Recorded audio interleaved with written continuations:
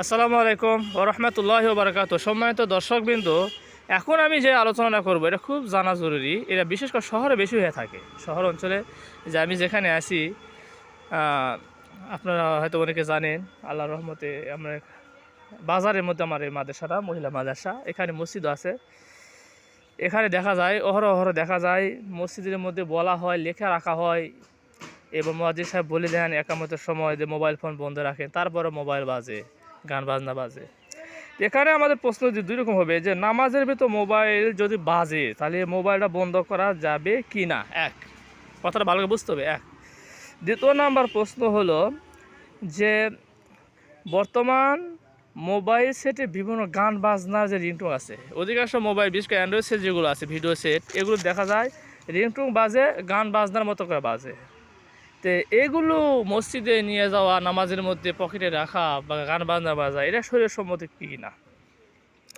তো ক নাম্বার যেটা আমরা উত্তর দিব, প্রথম যে প্রশ্ন ছিল যে নামাজের মধ্যে যদি মোবাইল বাজে তাহলে বন্ধ করা যাবে কি না, হ্যাঁ যাবে। সেটা সুরতটা হলো কি, সুরতটা হলো এরকম, অনেকে না জানা আমরা মনে করি যে নামাজের মধ্যে নামাজ ছাড়া দেওয়া মোবাইল ফোন বন্ধ করে দেই যাতে করে 10 জোড়া নামাজ হয়ে যায়, তারপর আবার নতুন করে আমি উজু করে নামাজ পড়ি। এটা আমার এক ঘনিষ্ঠ লোকই বলছিল, আমাকে সরম লাগছিল জিনিসটা।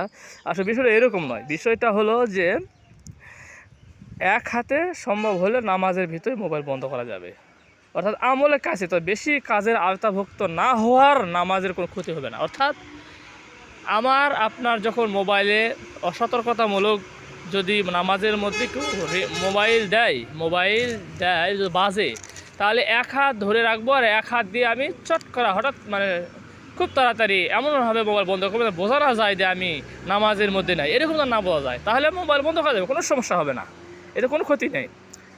আর যে প্রশ্ন করা আসলো যে গান বাজনা রিংটোন যদি থাকে, এটা কি বা এটা হলো না, গান বাজনা নয়, বরং সাধারণ রিংটোন মোবাইল সেট করতে হবে।